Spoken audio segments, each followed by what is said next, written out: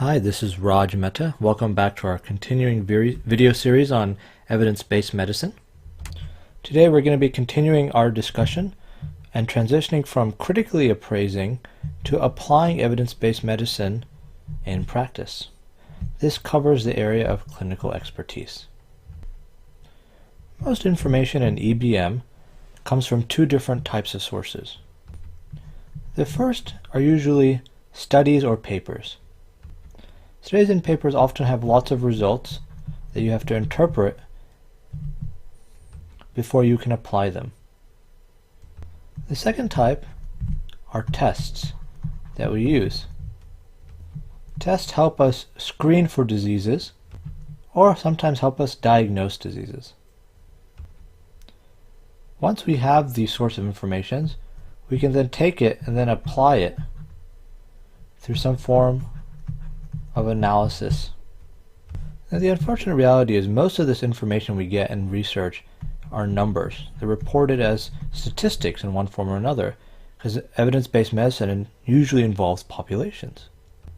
And analyzing those numbers requires a lot of math, and this math involves biostatistics. So if you're good at math, this process of analysis can be very reassuring. If you're not good at math, it can be a bit overwhelming. Once you can go through and understand your biostatistics, then you can move to your last phase and start applying the information that you've learned.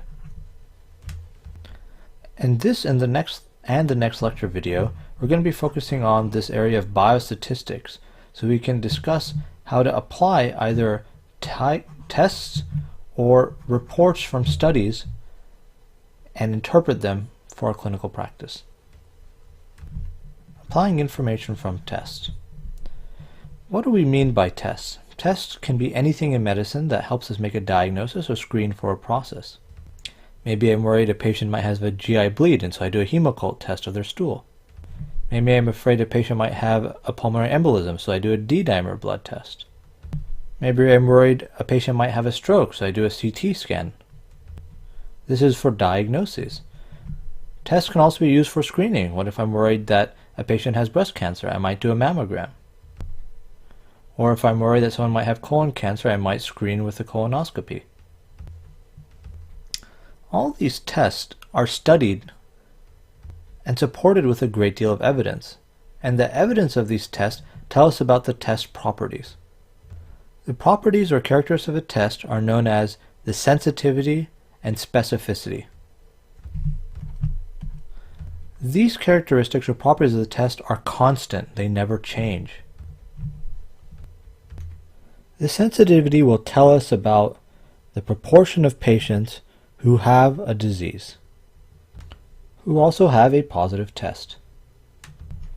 On the other hand, the specificity tells us the proportion and percentage of patients without a disease who have a negative test. The best way to understand the value of sensitivity and specificity is by a mnemonic: spin and snout. A test with a good sensitivity helps you rule out disease, thus snout. A test with a good specificity helps you rule in disease. Let's go over some examples of this. Let's say I'm worried someone might be having a heart attack or MI.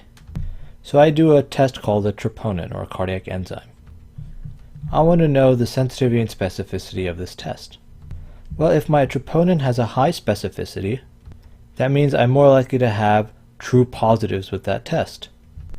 And if I'm more likely to have true positives, I'm more likely to rule in the diagnosis. So a high specificity allows me to have greater confidence ruling in a diagnosis. So if troponins have a high specificity and my test comes back positive, I think my patient has an MI. Now if the troponin had a high sensitivity as well, that means I'm more likely to have true negatives, and I can more easily rule out a disease or diagnosis. So if I do a troponin test and the test is very sensitive, if I get a negative troponin, that means I'm more likely to have a true negative, and I can rule out my diagnosis of an MI. And so troponin is a good test because it does have a high specificity, it does have a high sensitivity. So if it's positive, we generally think a patient has a heart attack or an MI. If it's negative, we feel pretty confident that we can rule it out, that they don't have a heart attack. Now what happens if we have the opposite? Let's say if we have a test that has a low specificity. An example of this is a D-dimer test. A D-dimer is very sensitive for ruling out PE. So because it's very sensitive, I know there's a lot of true negatives. I can rule out a PE if a D-dimer is negative. But the D-dimer is not very specific. Because it's not specific, I'm more likely to have false positives with a D-dimer. And because I'm more likely to have false positives, I can't rule in a diagnosis. Can't rule in. So if I have a positive D-dimer, I can't really say conclusively whether that patient has a PE or not. I just don't know. It's not specific enough. Now let's look at another test. Let's look at a hemoccult test of stool to diagnose a GI bleed. The hemoccult is very specific. So if it comes back positive, I can really, with a great and high degree of probability, rule in a GI bleed. But the hemoccult's not very sensitive. Because it's not sensitive, I'm going to more likely have false positives. And I can't rule out a disease such as GI bleed. So if my hemoccult comes back negative, I can't really rule out the GI bleed. Again, just remember spin and snout. A high specificity helps you rule in, a high sensitivity helps you rule out. Another important way to describe the properties of a test are likelihood ratios. There are positive likelihood ratios and negative likelihood ratios. Just like with sensitivity and specificity, these are constant. This is a characteristic or property of the test. They don't change. A positive likelihood ratio just means a positive test, and a negative likelihood ratio just means a negative test. Likelihood ratio are an easier way to think of tests because a positive likelihood ratio just tells you how much more likely you are to have the disease if your test is positive. A negative likelihood ratio is going to tell you how much less likely or probable a disease is if your test is negative. Positive likelihood ratios are usually greater than 1. It can go as high as you like. Negative likelihood ratios are less than 1. They're usually a fraction between 0 and 1. Your likelihood ratios are calculated from a formula using your sensitivity and specificity. Your positive likelihood ratio is just your sensitivity divided by 1 minus specificity, and your negative likelihood ratio is 1 minus sensitivity divided by your specificity. We're going to be wrapping up this lecture video, but I want to put everything we've discussed together in one diagram and chart. This is my EBM 2x2 table, and you'll see this come up all the time.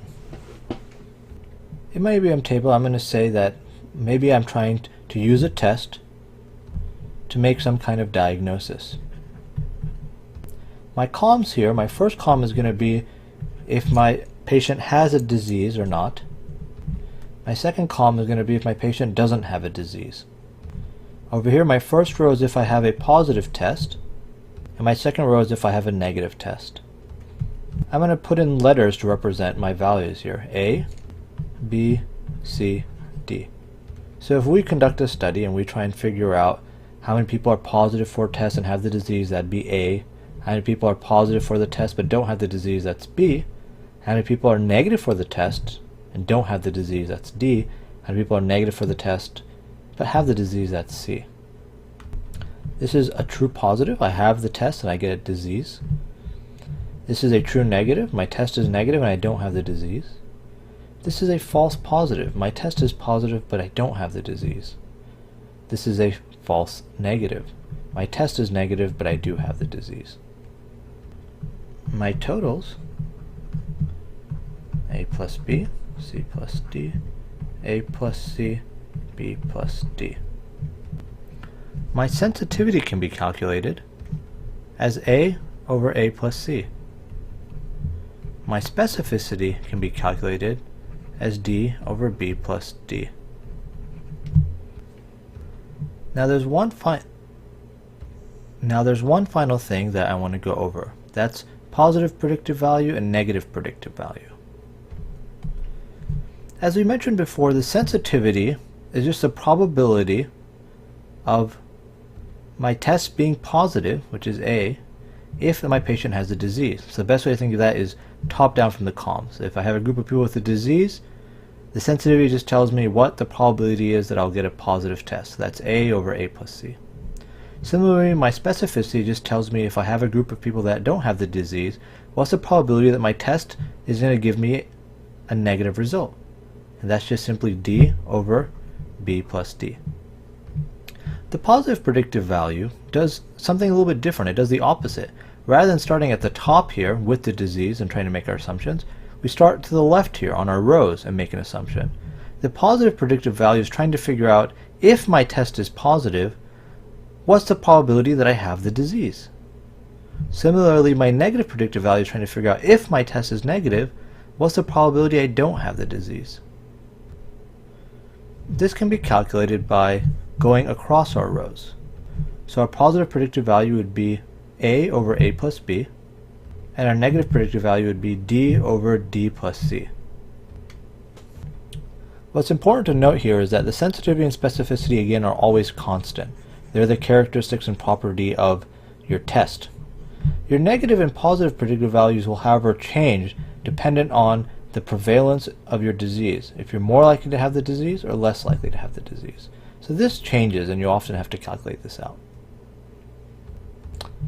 In our next video, we're going to go over how to evaluate biostatistics that's important to analyze studies and papers results. Thank you for listening.